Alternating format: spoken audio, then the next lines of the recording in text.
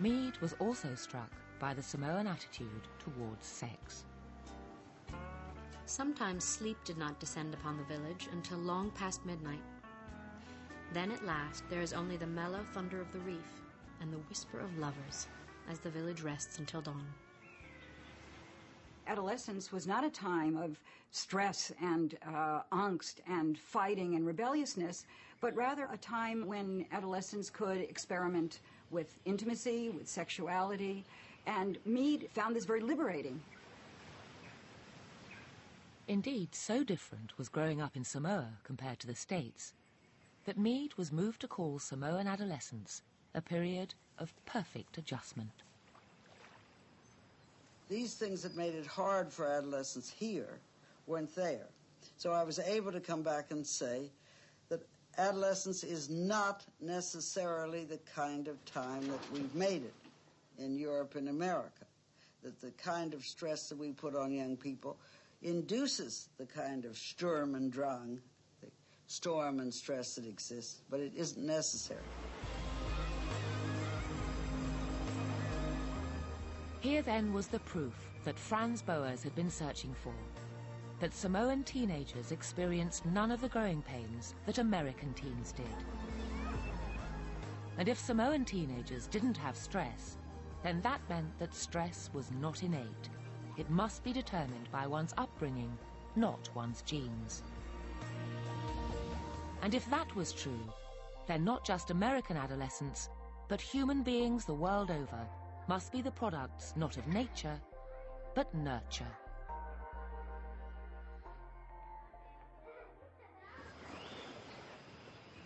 After a stay of 9 months, Mead wrote to her tutor Franz Boas, informing him that her work was done. Now that this year's fieldwork is finishing up, it's possible to look back and evaluate it. It's been such fun being able to talk the language and make speeches, being the center of genuine ceremonies rather than merely a strictly scientific onlooker. I shall not be entirely at ease until I have laid my work in your hands, but I am finishing up my stay in the field with a good taste in my mouth. Little did Mead know just what sort of impact her work would have.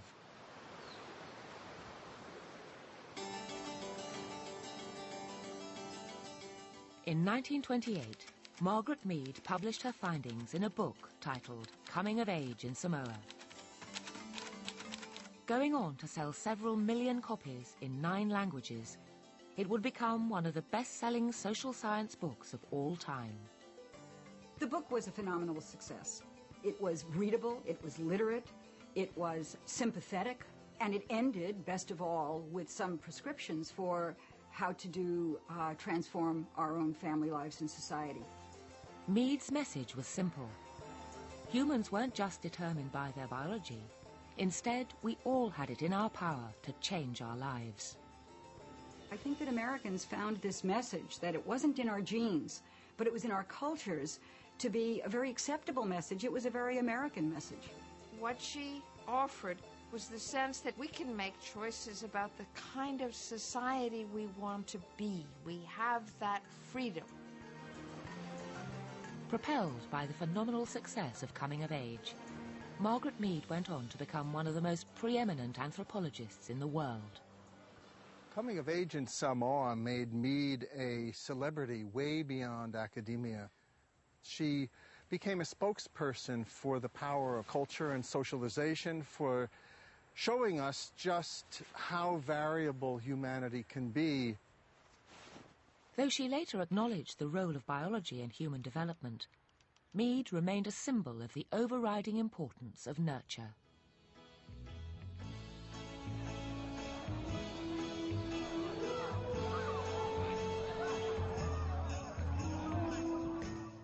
So powerful was Mead's philosophy that 40 years later it would be embraced by an entirely new generation. A generation inspired by its utopian message, that we could change our lives for the better. God only knows what I'd be without you. Mead's arguments, not only in Coming of Age, but in her subsequent books from the South Seas, certainly contributed to the countercultural revolution of the 60s. She touched the heart of a young nation that was in rebellion, particularly when it came to women's sex lives. God only knows what I'd be without you. When the 60s came, when these liberation movements began to form, she immediately allied herself with the kids. And she would sit on the Columbia campus talking to the kids who were demonstrating, and they would say, "But Dr. Mead, you understand us." In later years, Mead took to carrying a staff and wearing capes, gradually resembling a prophet more than an anthropologist. We face the task of recognizing that all men are indeed our neighbors and our brothers. She was an oracle. Mead had an opinion, and in fact, the common question, the cliche was, what would Margaret Mead say? Yes, that's right.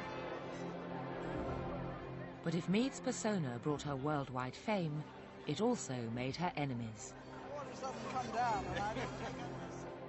Only a few years after being voted one of the 3 most famous women in American history, Mead and her message that nurture outshone nature became the focus of one of the most bitter feuds in the history of science.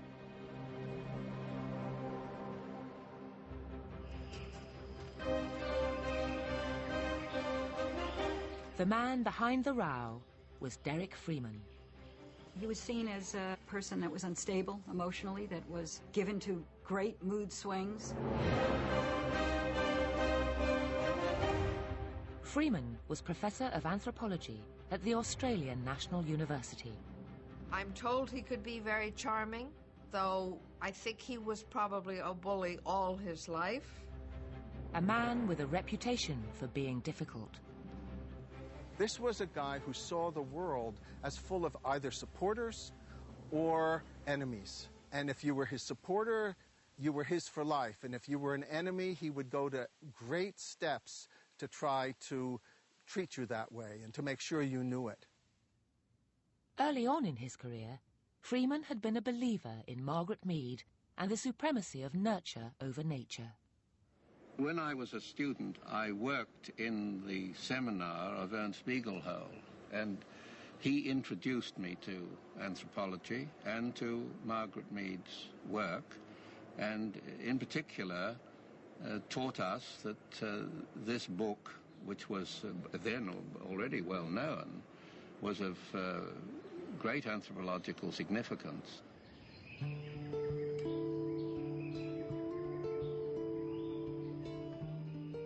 Such was his fascination with Mead's book that in 1940, Freeman visited Samoa himself.